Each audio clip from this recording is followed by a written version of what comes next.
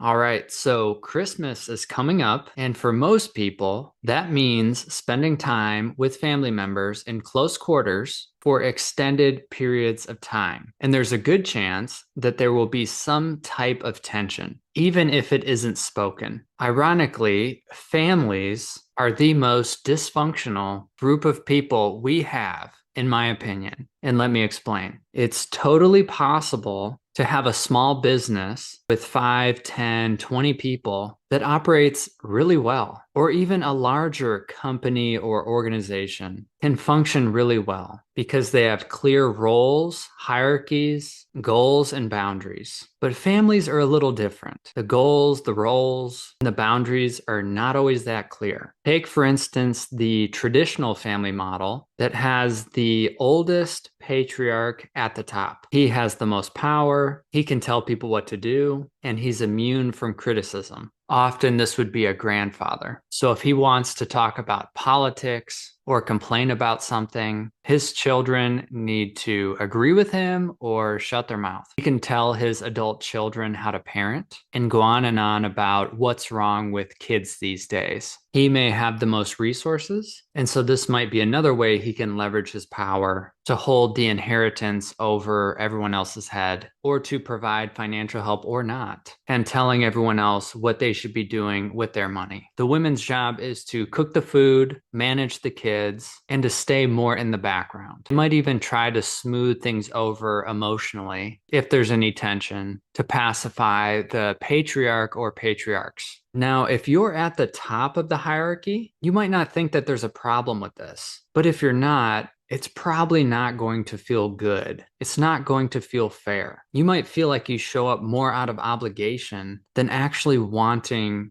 to be there. There might be comments made that make you feel small, inadequate, angry, disgusted, disappointed, etc. There are a lot of families that operate this way, and it can get messy. And maybe everything feels okay enough while you're there, but on your flight or drive home, you find your mind spinning, trying to process everything that happened. There can also be conflict with siblings and in-laws, judgments around how others are parenting. Today is December 19th, so you might be walking into this weekend. This might not be exactly how your family operates, but my guess is that a lot of this is going to resonate for most people. So I want to give you some ideas around how to think about your relationship with your family members and maybe a few things that you can do differently to make it feel better. Obviously, no guarantees. If your family is fairly boundaryless, setting new boundaries and expectations and bringing up feelings will cause conflict. It might even make things feel worse in the short term as you're setting yourself up for a better long-term future. But even having more awareness around why families are the way they are and why you feel the way you do can help you breathe in more compassion and more understanding and more empathy. The first thing I want to say is that this polarity of wanting to keep the old way versus exploring new and better ways is totally normal and part of the process of human evolution. When you were a kid, your parents did their best to explain to you how the world works and what you should do to be successful. And much of that was passed on to them by their parents. Now, as you move into adulthood and you begin to differentiate from your parents, you're going to start realizing that your parents were wrong about some things, or there were things that they did not know.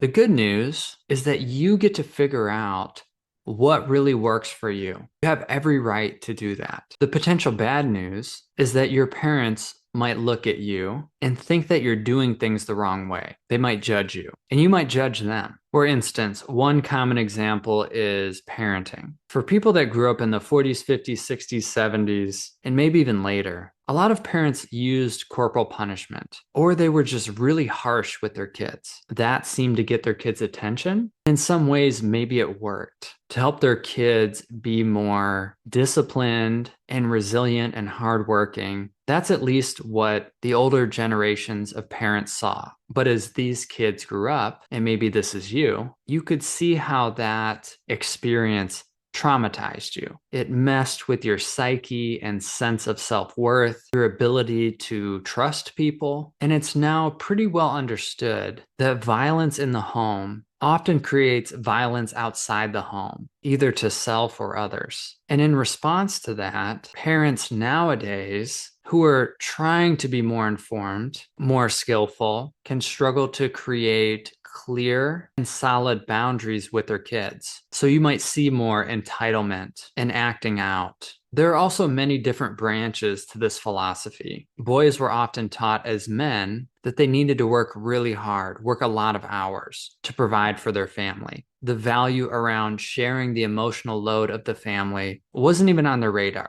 That was the mother's job. And as men are getting the message that their wives want them to be more engaged with the family, this can feel overwhelming for men. I'm already working a lot. Now you're wanting more from me at home, and I want to take time for myself to do whatever. How do I manage that? So these are a few of the things that are probably living in the space when these different generations get together. There can be major differences in opinion and how everyone else sees the world. And the one thing I'm fairly confident in is that almost no one received any education on how to communicate effectively, at least growing up. Relational intelligence is different than general intelligence and even emotional intelligence. And unfortunately, if everyone doesn't know how to do this dance, it can be pretty confusing and messy. As long as you know how to do this dance with yourself better, and how to manage these external relationships better, you can find some success. So that's some of the philosophical stuff. Now let's get into the details. The first thing I would want everyone to know is that you do not have to spend time with anybody you don't want to spend time with. You have a right to say no, and you have a right to leave whenever you want to. And sometimes this is what you have to do. It's also okay to make big requests, even if you know they'll get shot down. At least your family will know where you stand. For example, if your family really likes to drink alcohol during family get-togethers, and it usually turns into some type of blow up, it's okay to say, hey, I really do want to be there with you guys, but I'm not going to show up if there's alcohol. Or I'm going to leave if people start drinking too much. And you get to decide what too much is. And if someone asks why, you can say, the reason why I don't want to be there if people are drinking heavily is because in the past, things have gotten out of control and I didn't like that. Or you can tell your family, I don't want to talk about politics. If someone starts complaining, just going off, you can say, I don't want to talk about politics. No matter what they say to that, whether they respect it or not, if they keep going or they try to dismiss you or make fun of you, you can take your family and leave. Sometimes that's the best way to send a message. I'm also aware that many men might not feel comfortable calling their family members or getting on the group text and making this type of request. You don't actually have to do that either. You can try responding in the moment. The point is, you're not obligated to put yourself in situations where you feel really uncomfortable or neglected or bullied just because it's your family. You can let that story go. That I have to put up with shit just because it's my family. No, you don't. I get that it can be a process that others may never change, but you can change the way that you relate to others. And just like a lot of these topics, I'm a really normal dude with a lot of the same problems as everyone else. And so I'll give you an example from my life. Recently, my dad brought up this idea. It's funny, actually, he started calling me just as I said his name. That was really weird. Anyways, he brought up this idea of us going out of state to visit all of my extended family on his side. In the summer, rent a lake house. My cousin has a boat, have a big, fun family reunion. And initially I said yes. It sounded pretty good. Plus, he was excited about it. I didn't give like a full yes, but I was like, yeah, that sounds fun. But I was talking to Jenny and exploring the idea of us going together, and I realized something was feeling a bit off. As I started to think about the reality of going, I remembered that based on what I know, because I haven't spent a lot of time with my extended family, I remembered all the stories that my dad had told me and my past experiences with them, that most of the family members use alcohol and THC. And not just a little bit, most of them use it a lot, especially in a situation like this where it's a vacation. And what was cool about this reflection process was that an answer came through to me really clearly. I have been sober for 18 years, and I've set my life up in a way to where I'm not around substances. Not so much because I'm worried that I'll relapse and my life will be ruined, really more because I don't like interacting with people that are under the influence of anything. I like sober people. And it became clear to me that I didn't want to go on this trip. And so I told my parents this, and there was a little bit of pushback. Maybe they won't drink that much, or maybe it'll be more chill than you're imagining. Everyone's a bit older now. And I was just like, still no, I don't want to run the risk. And I also don't want to make a request of people that I rarely talk to not bring alcohol to the reunion. I have a good sense of how that would go. It didn't feel worth it to me to push hard to create something that I really don't think is even possible. Now, I could be wrong. Maybe I could make that request and everyone would follow through and it'd be a great trip. Currently, I don't want to do that. So I've said I'm not going to attend. I've given my reasons to my parents, who I do talk to often, and that's that. And I feel good about it. Sure, I feel some disappointment that some of my extended family members struggle with drugs and alcohol, in my opinion, and need it to have a good time. But that's really not my problem. And the reason why I'm telling you that story is because when I work with clients, sometimes it's never even occurred to them that they could do something like that, whether it's make a request or not show up to something or leave. And I get that this can be more complex. If you have people in your family that you do spend a lot of time with and you do value the relationship, it might be more confusing to think about how you want to handle it. What requests would actually make sense to them? What could they follow through with? What seems reasonable for you to do if they don't? But the whole point of this is to expand your options. You don't have to stay stuck in a pattern. Sometimes even little changes can make a big difference. Standing up for yourself one time,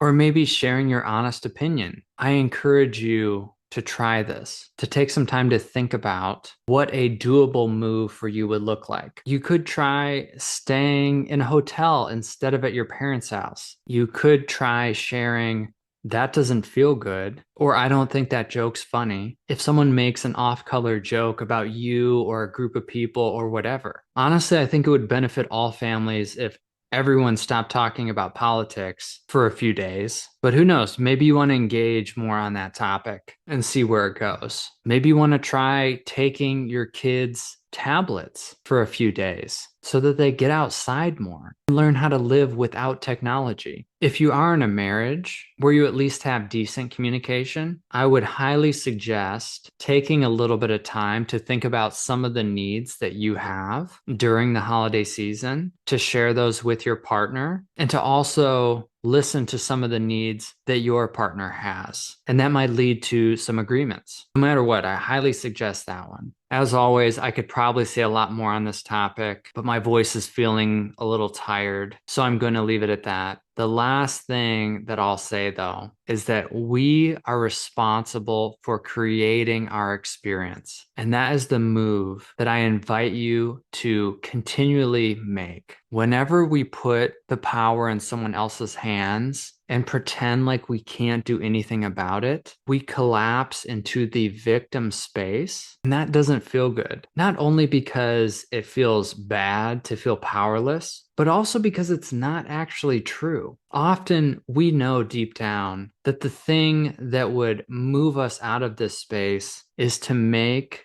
a brave move, which is often scary, but we don't want to make that move because of how it would make us feel. And usually there's some guilt or shame there. But even starting the process of questioning can break us loose from the hold that these stories can have on us. What if that's not true? That I can't do anything about this, or that I have to stay in this pattern to keep the peace, to get what I want. Familial stuff is infinitely complicated. I really hope all of you listening have a safe and a wonderful holiday season. And I do hope that you can make at least one big, brave move for you. So, best of luck out there, and I'll be on again next week.